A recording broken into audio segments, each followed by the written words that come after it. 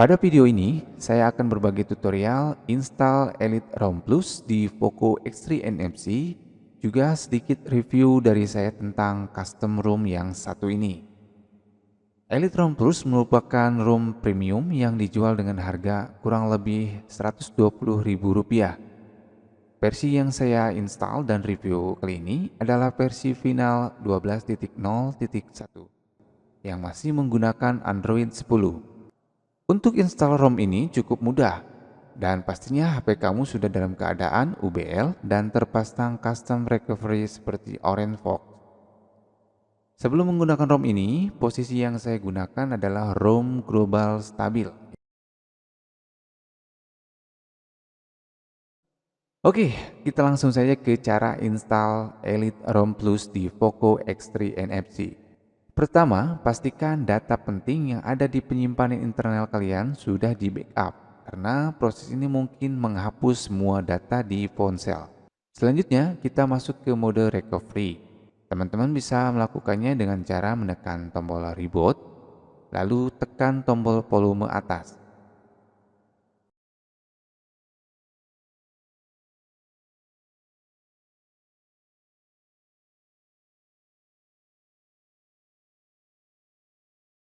Setelah masuk ke OrangeFox Recovery, lakukan wave, masuk ke menu wave, dan checklist bagian deplik, data, dan cache. Lalu swipe.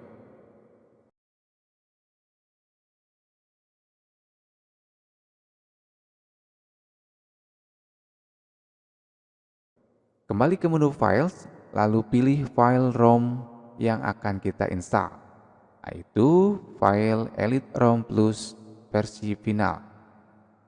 Kemudian, swipe untuk melakukan proses install. Tunggu proses install ini selesai.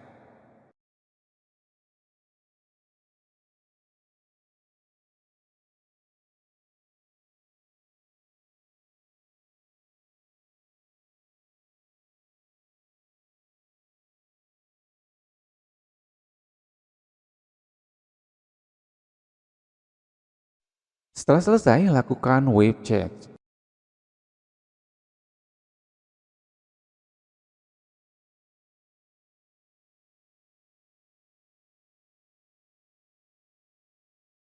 Kemudian, masuk kembali ke menu Wave, lalu pilih format data. Lalu ketik yes dan OK. Format data perlu kita lakukan untuk menghindari enkripsi file dan folder.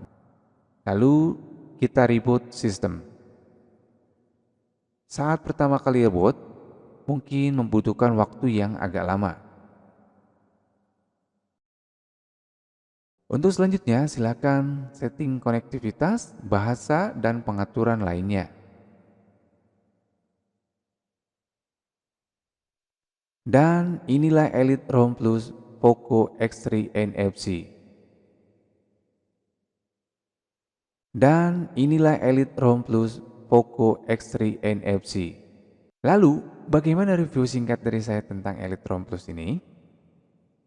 Ya, Elite ROM Plus merupakan ROM MIUI 12 yang telah dimodifikasi sedemikian rupa dengan fitur yang ditambahkan untuk memaksimalkan performa di Poco X3 NFC. Beberapa aplikasi yang tidak berguna dan iklan juga dihilangkan di ROM ini. Oke, pada review yang singkat ini saya hanya akan membahas tentang fitur dan fungsional ROM untuk kegiatan harian. Dan untuk game mungkin tidak banyak yang bisa saya review. Untuk fungsional seperti Bluetooth, Wi-Fi, dan data internet semua berjalan dengan normal. Jika menginstal ROM ini dari ROM global stabil seperti yang saya lakukan, maka aplikasi yang terdapat pada ROM sebelumnya masih tetap ada. Namun kita juga bisa menguninstallnya.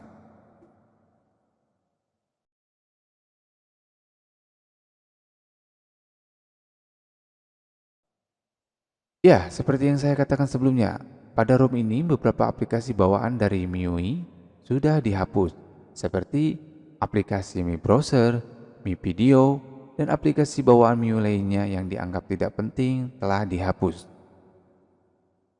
Sayangnya ada beberapa aplikasi yang menurut saya penting kok dihapus, seperti Mi Browser untuk browsing dan Mi Video untuk pemutar video.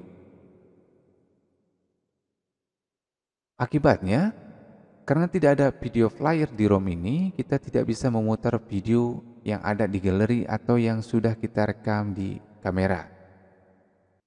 Dan untuk mengatasi hal ini, kita perlu mendownload dan menginstal ulang aplikasi yang kita butuhkan seperti Mi Browser, Mi Video sebagai video flyer, dan aplikasi lainnya di Google Play Store. Jika kalian melihat ikon WiFi dan data hilang di background putih, cara mengatasinya masuk ke notifikasi, bar notifikasi, pusat kontrol, dan pilih status bar icon color.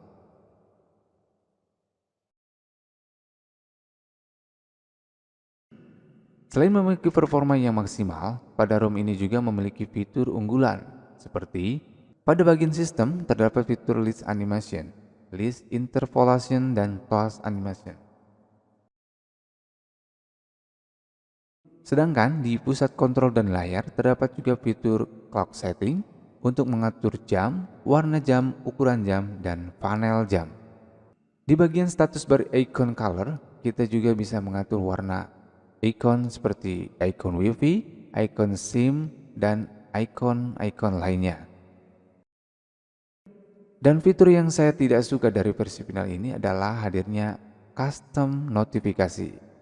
Kita bisa mengatur warna background dan teks untuk notifikasi, tetapi notifikasi tersebut tidak bisa berubah menyesuaikan dengan tema yang kita gunakan. Itu saja sih yang bikin saya agak gimana gitu.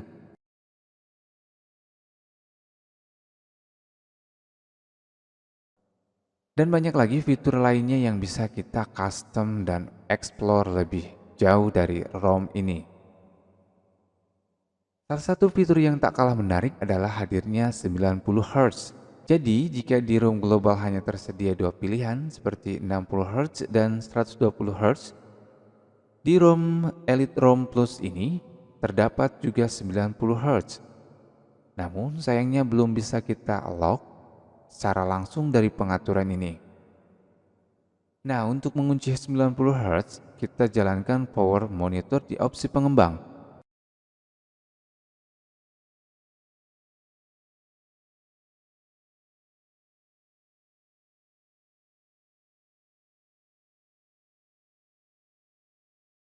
Kemudian, aktifkan 120Hz-nya, lalu kunci ponsel. Buka lagi ponsel, lalu kita pilih 90Hz-nya.